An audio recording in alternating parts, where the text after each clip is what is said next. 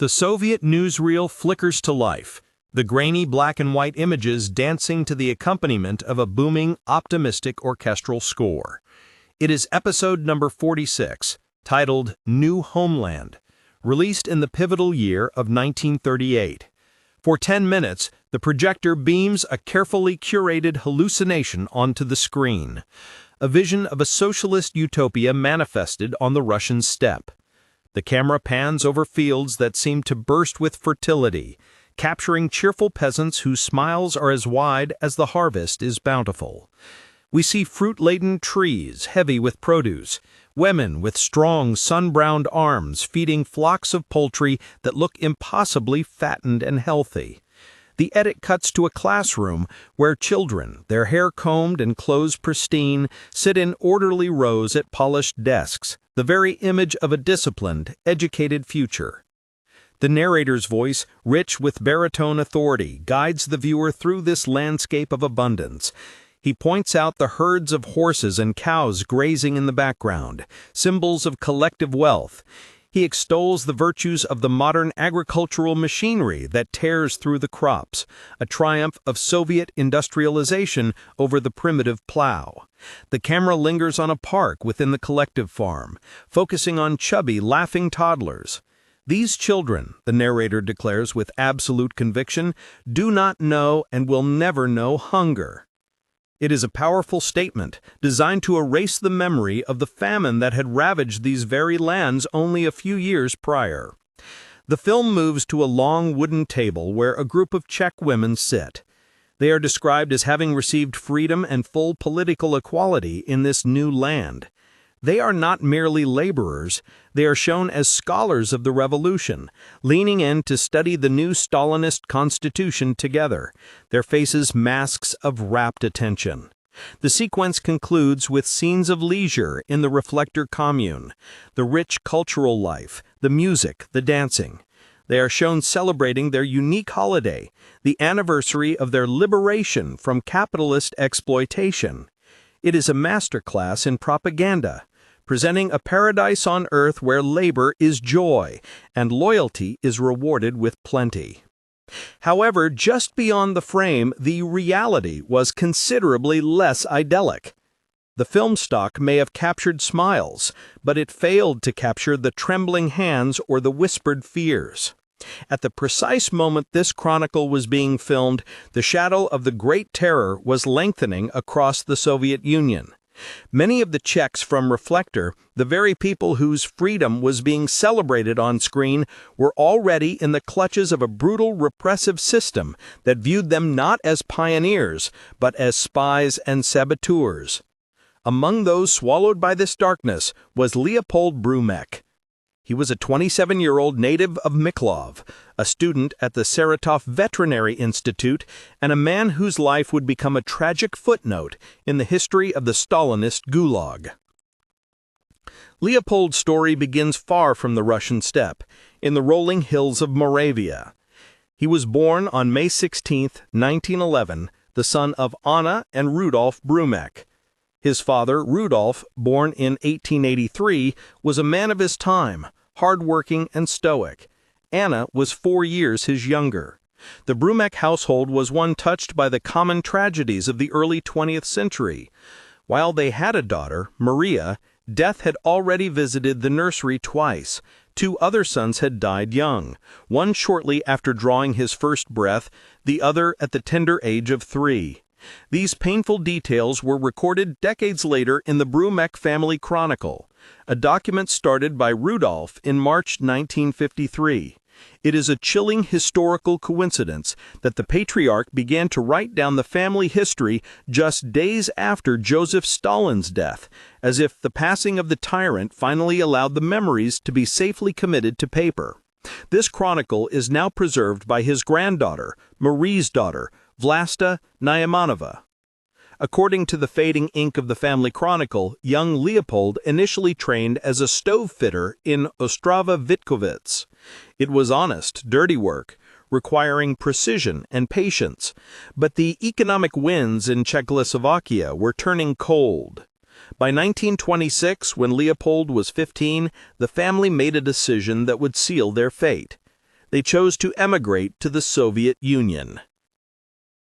Why did the Brumeks leave? They were not fleeing persecution, but rather chasing a dream, the promise of a better life.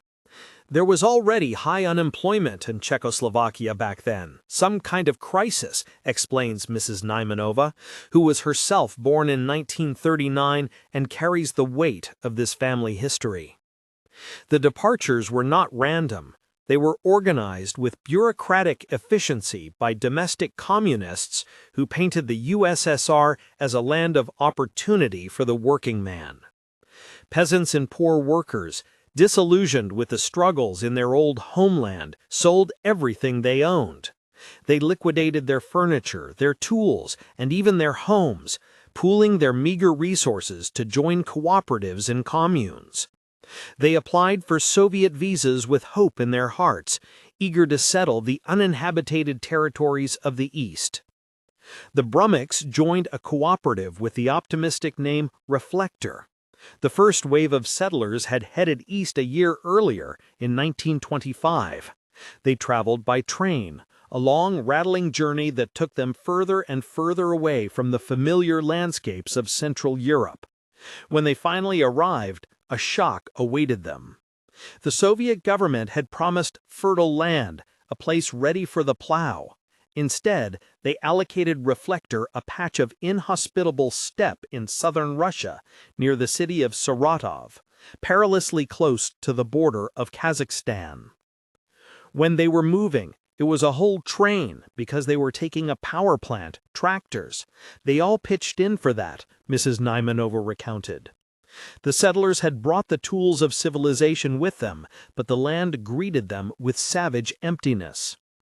It was on the Bolshoy-Yuzen River, and there was no one there, just steppe.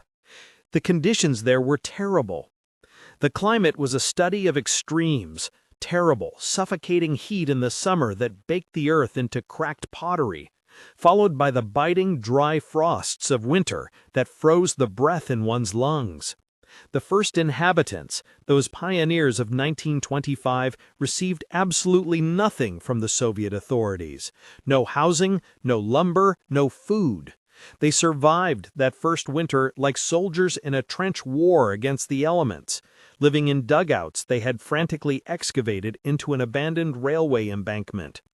If not for the compassion of the inhabitants of the nearby village of Maravinka, who shared what little they had with the women and children, the colony might have perished entirely.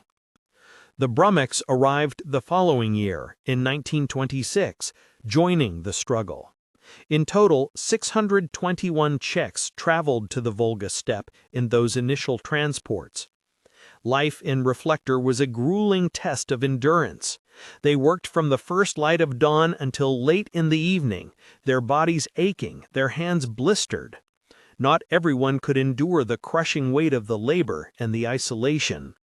Some cooperative members broke under the strain, leaving the commune to return to Czechoslovakia, a retreat that was possible in the early years before the Soviet borders tightened into an iron cage.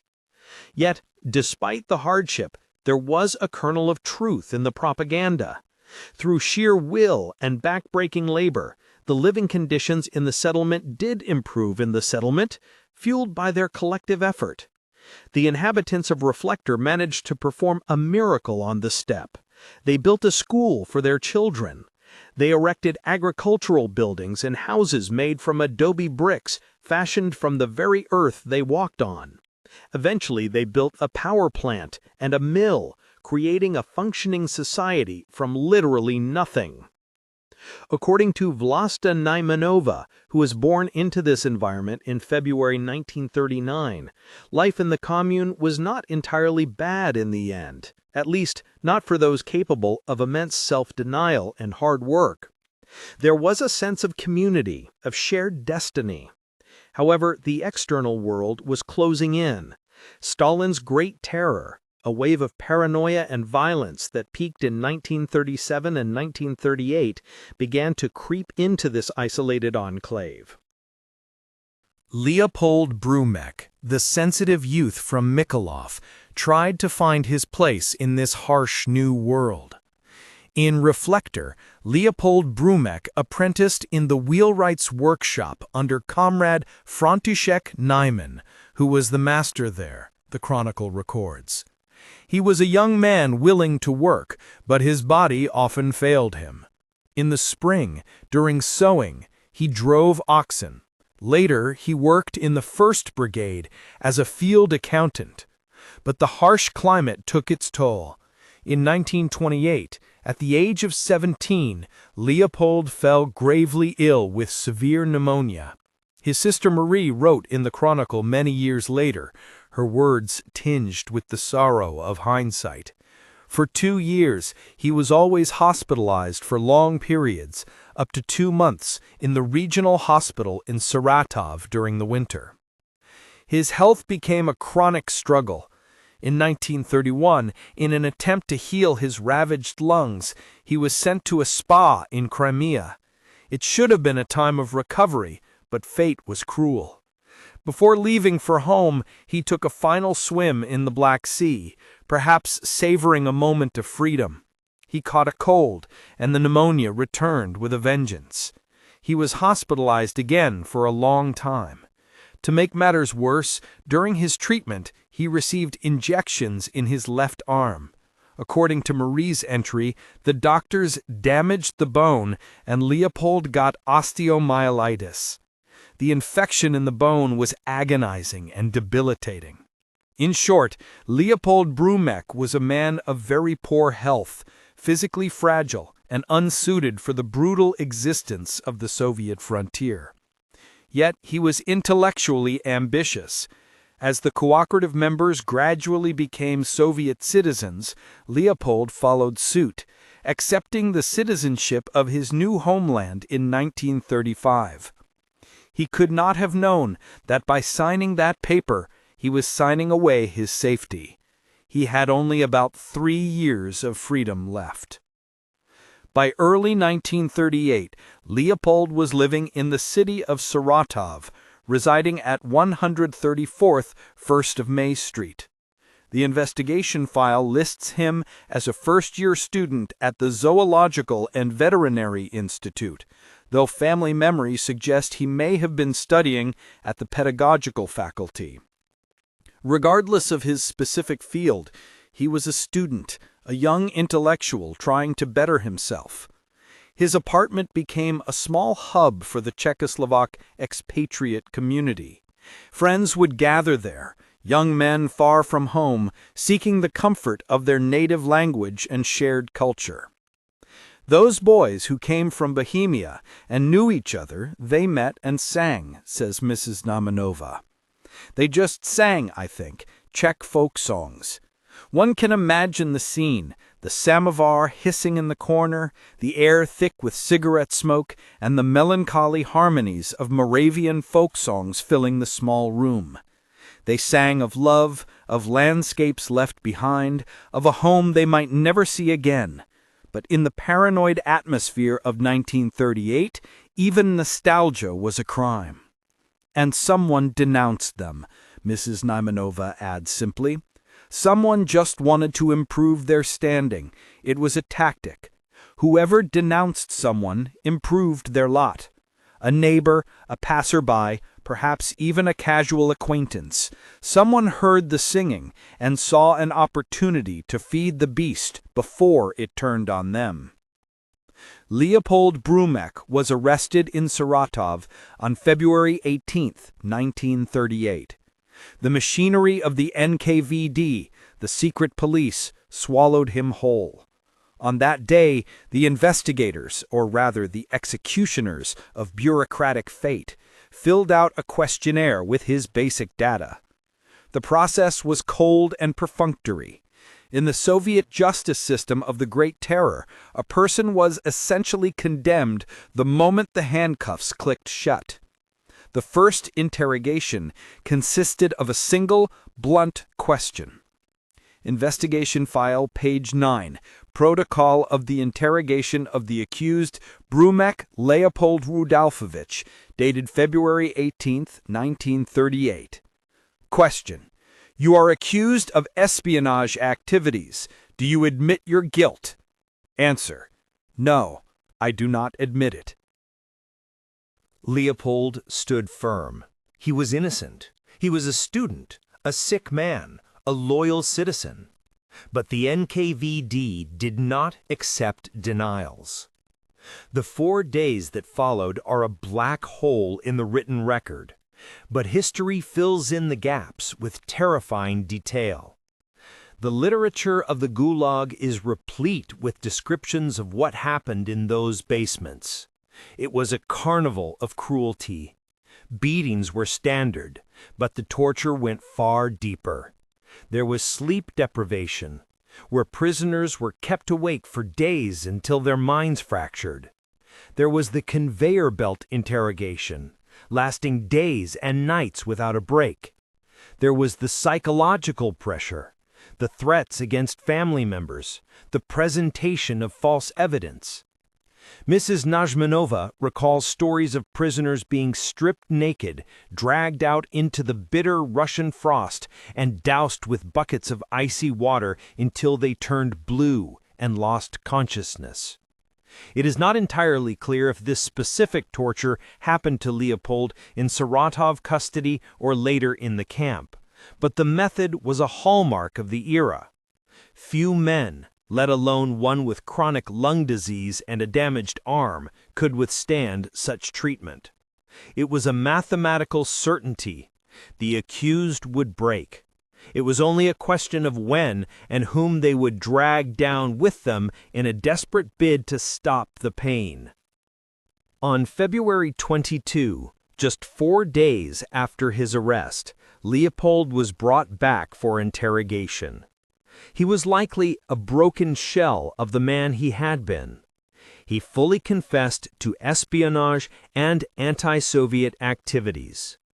Investigation file, page 10, protocol of the interrogation of the accused Brumek, Leopold Rudolfovich, dated February 22, 1938. Question: The investigation has information that you are a member of an anti-Soviet fascist group operating in the city of Saratov. Do you admit this? Answer: Yes, I admit it. Under brutal pressure, Leopold named 7 other people. They were his friends, the very people who had sat in his apartment singing folk songs. He named Jan Jampak, Franz Katzel, Václav Pilot, Joseph Blaha, Raymond Miller, a man listed as Rudolf Reis or Reisov. The handwriting is shaky, perhaps the sign of the recorder's haste or Leopold's exhaustion, and Misoslava Reisov. All were Czechoslovak or former Czechoslovak citizens. The betrayal was forced, extracted through agony, but it was recorded as a triumph of investigation. The interrogator pressed for details, demanding a narrative that fit the state's paranoia. Leopold, or the man writing the protocol for him, spun a tale of dissatisfaction. Investigation file, page 11. Question: Describe the specific anti-Soviet fascist activities of your group. Answer: The anti-Soviet fascist activity of the group was limited to the following. Usually, several people gathered at my apartment. We discussed issues concerning the politics of the Soviet Communist Party from a counter-revolutionary position.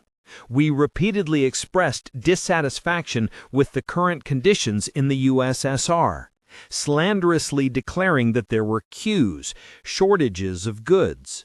We compared the conditions in the USSR with those abroad and praised the foreign system. We declared that only those with a party card in their pocket live well in the USSR. The confession was a tragic mixture of mundane truths and fatal exaggerations. Complaining about queues was a reality of Soviet life. In the interrogation room, it became counter-revolutionary slander. The longing for home became praising the foreign system. Leopold was forced to identify the ringleaders of this singing group. The greatest authority in assessing political issues from an anti-Soviet perspective was held by KCAZL France, Pilot Václav, and I, Brumek, the protocol reads. 8 months later, the farce concluded. On October 14, 1938, the verdict was handed down. Leopold Brumek was sentenced to 8 years in a Gulag camp. He was destined for the Usollag camp complex near the city of Solikamsk in the Urals, a frozen hellscape dedicated to logging. The sentence stipulated that his term was to be calculated from the day of his arrest, meaning he was scheduled for release on February 18, 1946. It was a death sentence in all but name. Leopold was transported to the Urals, likely in a cattle car packed with other unfortunates, with no heat, little food, and a hole in the floor for a toilet. Upon arrival, the reality of the Gulag struck. The work was grueling, felling trees in deep snow, often with inadequate clothing and primitive tools. For a man with osteomyelitis and scarred lungs, it was impossible. He had no chance. Leopold Brumek died on February 4, 1939, in the Bulatovo camp sector, 80 kilometers north of Solikamsk. He had survived less than a year in captivity. The official document lists a complex cause of death, including pleurisy and inflammation of the lining of the lungs. It was a clinical way of saying his body had simply given up. The real reason was obvious to anyone who knew the system. He was tortured to death by the state. He was not yet 28 years old.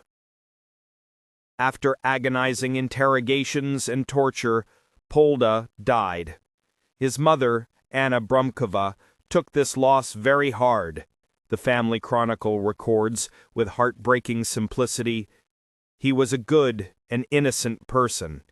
He died needlessly, like many others at that time." The friends he had been forced to implicate did not escape unscathed, though they survived longer than Leopold. His friends, who he had been arrested with him and survived the long and exhausting interrogations, were sentenced to 10 years in prison. The chronicle continues. Years later, a ghost from the past returned to Reflektor. In 1949, one of the surviving friends visited Leopold's parents. He sat with them and told them the whole truth: the singing, the arrest, the torture. He revealed that all the convicts were banned from returning to Reflektor even after serving their sentences. They were exiles within exile. They confessed after a month of torment and torture during interrogations. So they suffered for 10 years for nothing. The story of the Brumek family did not end in the Russian snow. Today, Mrs. Vlasta Naimanova lives in central Bohemia, in a small town less than an hour's drive from Prague. The journey back to her ancestral homeland was long and circuitous. She came to Czechoslovakia with her family as an 11-year-old girl in 1950. By then, her mother, Marie, had been a widow for 5 years. Her father had fought in Ludwig Svoboda's Czechoslovak unit, battling the Nazis alongside the Soviet army, only to fall in 1945 on the Polish side of the border near Ostrava. It was a cruel irony. He died fighting for a liberation that would eventually bring a new form of captivity. It took Marie years of bureaucratic struggling to win the right from Soviet authorities to return to Czechoslovakia. When they finally arrived, it was a new beginning, but it was not easy. Mrs. Naimanova recalls the culture shock. Although they had always spoken Czech at home in Reflektor, the language of the streets was different. "We did not understand everything by far," she admits, especially in Ostrava, where there is a dialect. Marie immediately set about feverishly arranging Czechoslovakian citizenship for herself and her relatives, desperate to anchor them in safety. but the shadow of Stalin was long, and it stretched all the way to Prague. We came here, and there were the trials, Slansky, and so on, Mrs. Naimanova remembers.